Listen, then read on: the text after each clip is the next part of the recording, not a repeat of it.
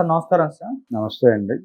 Sir YCP social media ఇప్పుడు మంచు విష్ణు గారి కన్నప్పని target చేసినట్టుగా కనిపిస్తుంది సార్. అంటే ఎందుకు అనంటే ఈ మధ్య కాలంలో 11 అనే ఒక సంఖ్య ఆంధ్రప్రదేశ్లో అయితే ఇబ్బందికరంగా మారిపోయినట్టుగా కనిపిస్తుంది. అంటే ఆ సంఖ్యని ఎవరు ఏ రకంగా వాడినా కూడా వైసీపీ రంగంలోకి దిగి వాళ్ళని ట్రోల్ చేయడం మొదలు పెడుతుంది. మనం లైలా రిలీజ్ ఈవెంట్ లో కూడా చూసాము. ఇప్పుడు కన్నప్ప పరిస్థితి కూడా అదే విధంగా ఉంది. అంటే మంచు విష్ణు గారు ఒక ట్వీట్ చేశారు, రేపు 11 గంటలకి కన్నప్ప నుంచి ఒక అప్డేట్ వస్తుంది అని చెప్పేసి వెయిట్ చేయండి అని అన్నారు.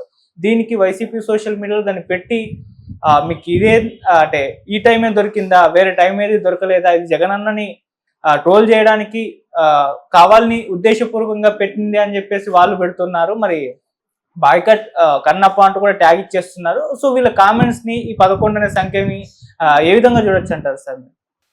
అంటే బాయ్కాట్ కన్నప్ప కంటే కూడా బ్యాన్ 11 అనేది పెట్టుకుంటే బెటర్. ఓకే, అంటే చాలా సిల్లీగా అనిపిస్తాయి ఇలాంటివి. అంటే ఆయన ఏదో 11 రేపు 11ంటికి కలుద్దామని ఎవరన్నా అన్నా కానీ అది జగన్ అన్నట్టు అనుకుంటే ఎలాగా? అలాగే 11 గంటలకు షో పెడతారు, మామూలుగా 11 o'clock షో అంటారు, నూన్ షోస్. 11 o'clock షో అనేది జగన్ కోసమే పెట్టారంటే ఎట్లా కుదురుతుంది?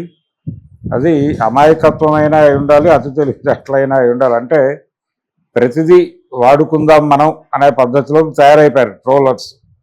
అంటే ప్రతి పార్టీకి ట్రోల్ సైన్యం ఉంది, దానికి కూడా ఉంది. అక్కడికి రోజు ఏదో ఒక యాక్టివిటీ కావాలి. ఆ యాక్టివిటీ కావాలంటే ఏదో ఒకటి వెతకాలి. ఆ సెర్చ్లో భాగంగా వాళ్ళకి 11 అనేది ఇక్కడ తగిలింది, కన్నప్ప దగ్గర తగిలి ఎవరో 11 అంటున్నారు ఇక్కడ అని చెప్పి వెంటనే ఆ డోర్ ఓపెన్ చేసి చూశారు. చూడగానే రేపు 11ంటికి ఒక అప్డేట్ చెప్తాను అన్నాడు ఆయన. అనగానే చాలు. రెండోది మంచు విష్ణు అనేసరికి వాళ్ళ మనసులో ఇంకొకటి మెజిలు ఉంటుంది. గతంలో మంచు ఫ్యామిలీ వైసీపీకి సన్నిహితంగా ఉండింది. అంటే ఆయన వివాహం నుంచే జరిగింది అది. మంచు విష్ణు వివాహం దగ్గర నుంచే వీళ్ళు జగన్కి బంధువులు అయ్యారు. కాబట్టి ఈ కుటుంబం కూడా జగన్కి సన్నిహితంగా వ్యవహరించింది. మోహన్ బాబు గారు 2019 ఎన్నికల సందర్భంగా కొంత వైసీపీకి ప్రచారం కూడా చేశాడు. ఇలా చేసినటువంటి కుటుంబం తర్వాత మనకు దూరం అయిపోవడం మాత్రమే కాదు, ప్రస్తుతం తెలుగుదేశం పార్టీకి దగ్గరగా ఉండటానికి ప్రయత్నం చేస్తోంది. ఆ మధ్య చంద్రబాబును కలిశారు. ఇవన్నీ స్ఫురణలోకి వచ్చుంటాయి.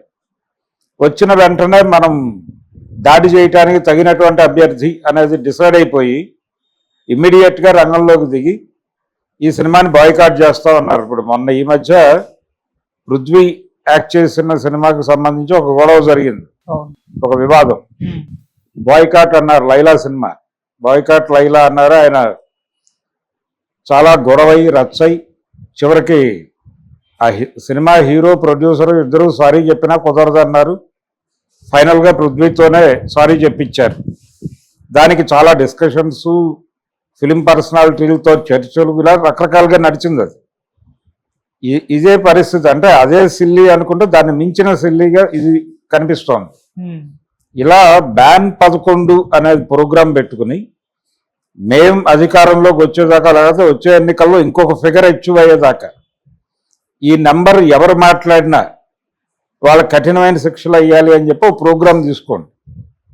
అలా బ్యాన్ 11 అనేటువంటి ఒక ప్రోగ్రామ్ చేసి దానికి ఒక డైరెక్షన్ తీసుకోండి. ఎక్కడి నుంచి అయినా ఒక కన్సర్న్ అథారిటీ నుంచి ఒక డైరెక్షన్ తీసుకుని ఎవరైనా 11 నెంబర్ వాడితే వాళ్ళ మీద చట్టపరమైన చర్యలు తీసుకోవడానికి మాకు సర్వ హక్కులు ఉండేలా ఆశీర్వదించండి అని ఒక ప్రభుత్వ ఏజెన్సీ నుంచి వాళ్ళు ఇది తీసుకోవాలి, ఆశీర్వాదం.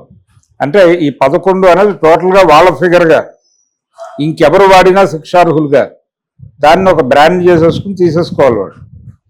అంటే వాళ్ళే యాక్సెప్ట్ చేస్తున్నారు, దాన్ని బ్రాండ్ కింద మార్చేస్తున్నారు.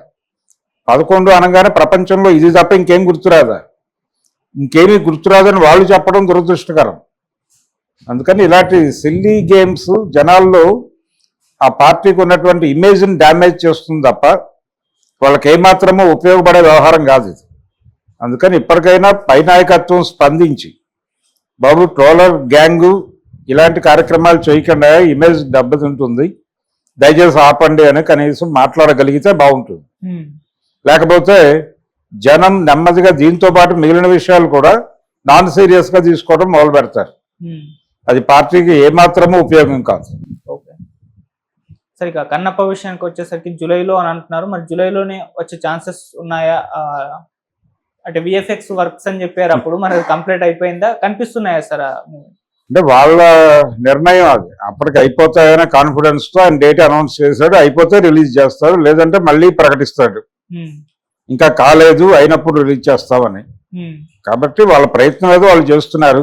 అసలు విఎఫ్ఎక్స్ లేట్ కావటం కాదు, నా సినిమా మీద వేయటానికి భయపడి అని అన్నాడు కదా మనోజ్. అవును. మరి ఆయన సినిమా రిలీజ్ అయ్యి ఏ రిజల్ట్ ఇస్తుందో చూసాక ఉమ్, ఆ కాన్ఫిడెన్స్ తో అప్పటికి రిలీజ్ చేస్తాడేమో. ఓకే. అది కూడా ఒక అంశంగా పరిగణించాలి కదా. ఉమ్, వాళ్ళ మధ్య జరుగుతున్నటువంటి ఫ్యామిలీ వారు, ఆ గొడవలు కూడా చూస్తే అది మేబీ నిజం కావచ్చు కూడా. ఓకే.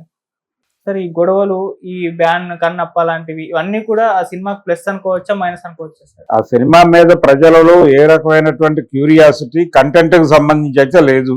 ఓకే. థియేటర్లోకి వచ్చాక సాధారణంగా మూవీకి వెళ్ళి చూస్తారు. మార్నింగ్ షో రిజల్ట్ బట్టి సినిమాకి వెళ్ళాలా వద్దా అనేది డిసైడ్ చేసుకుంటారు. ఉమ్,